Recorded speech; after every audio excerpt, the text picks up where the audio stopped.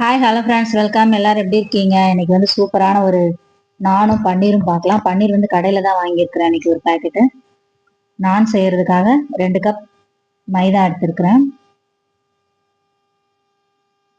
2 cup மாவுக்கு ஒரு 3/4 cup தண்ணி ஊற்றினா போதும். கொஞ்சம் உப்பு போட்டுட்டு 3 டேபிள் ஸ்பூன் தயிர் ஊற்றிக்கிறேன். தயிர் ஊற்றி செஞ்சதான் நல்லாயிருக்கும் இந்த நான் வந்து.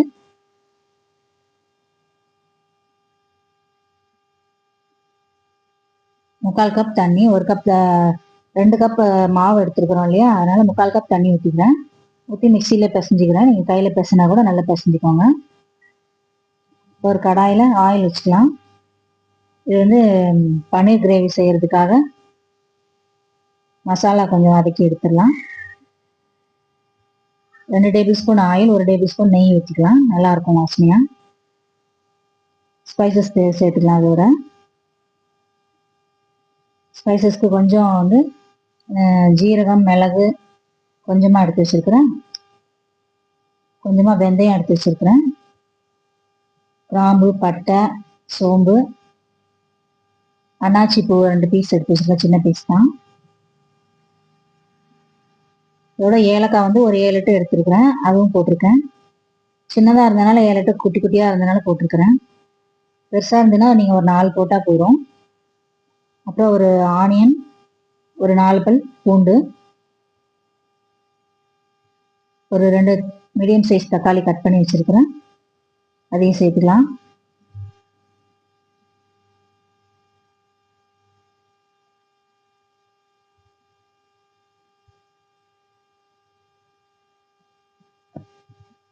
கொஞ்சம் வதக்கி விட்டுக்கோங்க. இதோட உப்பு சேர்த்துக்கலாம்.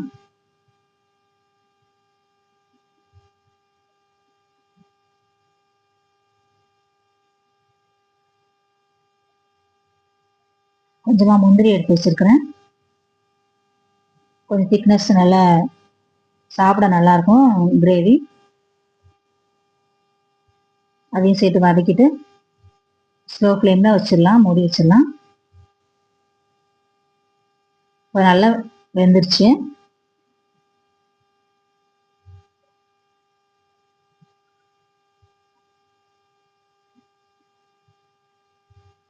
இதை நம்ம ஒரு பிளேட்ல மாத்திடலாம்.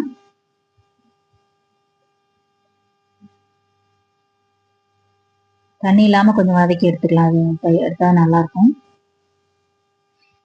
பிளேட்ல கொஞ்சம் ஆற வச்சிடலாம். அதை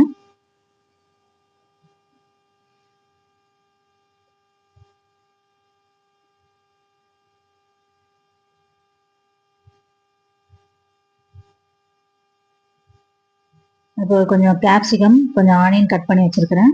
இது பெருசு பெருசாக கட் பண்ணி வச்சிருக்கிறேன். அதையும் இதில் போட்டு வதக்கி ஃபர்ஸ்ட் எடுத்துடலாம். இந்த மசாலாவுக்கு நல்ல டேஸ்டாக இருக்கும். இது லைட்டாக ஆயில் சேர்த்துக்கணும்.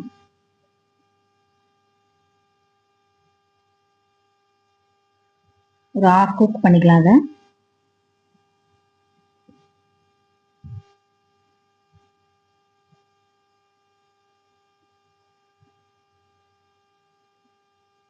ரொம்ப குக் ஆக வேண்டாம், நல்லா இருக்காது. கொஞ்சம் ஒரு ஹாஃப் குக் ஆனோன்னு எடுத்துடலாம் தனியாக.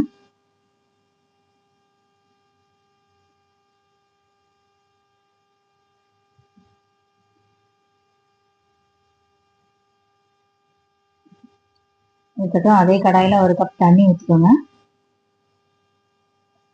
ஊற்றிட்டு ஒரு கொஞ்சமாக மஞ்சள் தூள், மிளகாய் தூள் போட்டு லைட்டாக போட்டுக்கலாம். மஞ்சள் தூள், மிளகாத்தூள் வந்து அவங்க காரத்துக்கு ஏற்ற மாதிரி போட்டுக்கோங்க. உங்கள் வீட்டில் காரம் எப்படி சாப்பிடுவாங்க பார்த்துட்டு போட்டுக்கோங்க. காஷ்மீரி சில்லி பவுடர் தான் ஒரு 1.5 டீஸ்பூன் சேர்த்துருக்குறேன். ஒரு 2 நிமிஷம் அந்த மசாலா வாடையெல்லாம் போட்டு குக் ஆகட்டும். அது நம்ம அதுக்குள்ள இதை ஆற வச்சிருக்கிற பேஸ்ட்டை அரைச்சி எடுத்துடலாம். நல்லா பேஸ்ட்டாக அரைச்சிடலாம்.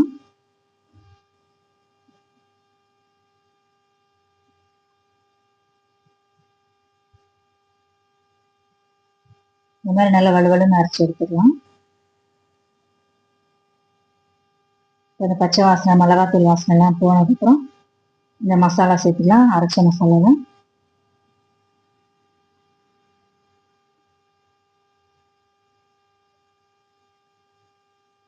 முந்திரி சேர்த்துக்கனால கொஞ்சம் திக்காகும் அது.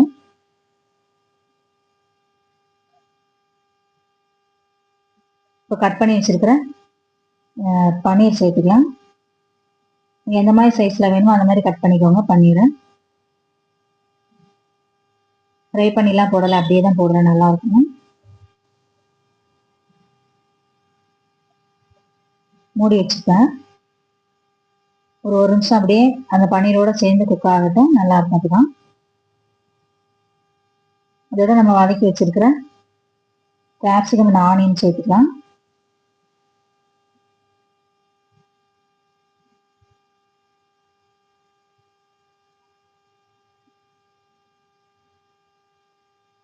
எல்லாம் சேர்த்து ஒரு நிமிஷம் குக் ஆகட்டும். மறுபடியும் நல்லா கொதிச்சு வாசனை வருது.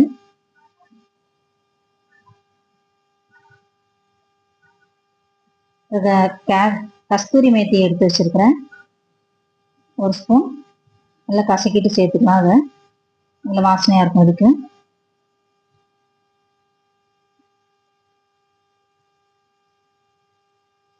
அவ்வளோதான், பன்னீர் கிரேவி நல்லா சூப்பராக ரெடி ஆயிடுச்சு.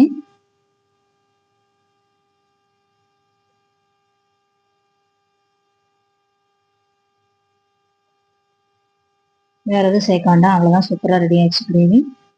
சூப்பரான ஒரு நான் போட்டு எடுத்தீங்கன்னா நல்லாயிருக்கும்.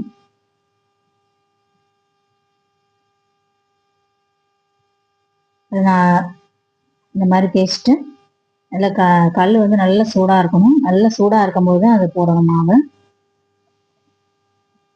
லைட்டாக ஆயில் தேய்ச்சிக்கோங்க, ஆயில் இல்லைன்னா பட்டர் தேய்ச்சிக்கோங்க. அதுதான் நான் ரெடி ஆயிடுச்சு. தயிர் சேர்த்துக்கனால நல்லா சாஃப்டாக இருக்கும். ஓகே ஃப்ரெண்ட்ஸ், நீங்களும் இந்த மாதிரி செஞ்சு பார்த்து சாப்பிட்டு பார்த்துட்டு எப்படி இருக்குன்னு கமெண்ட் பண்ணுங்கள். ஓகே, பாய்.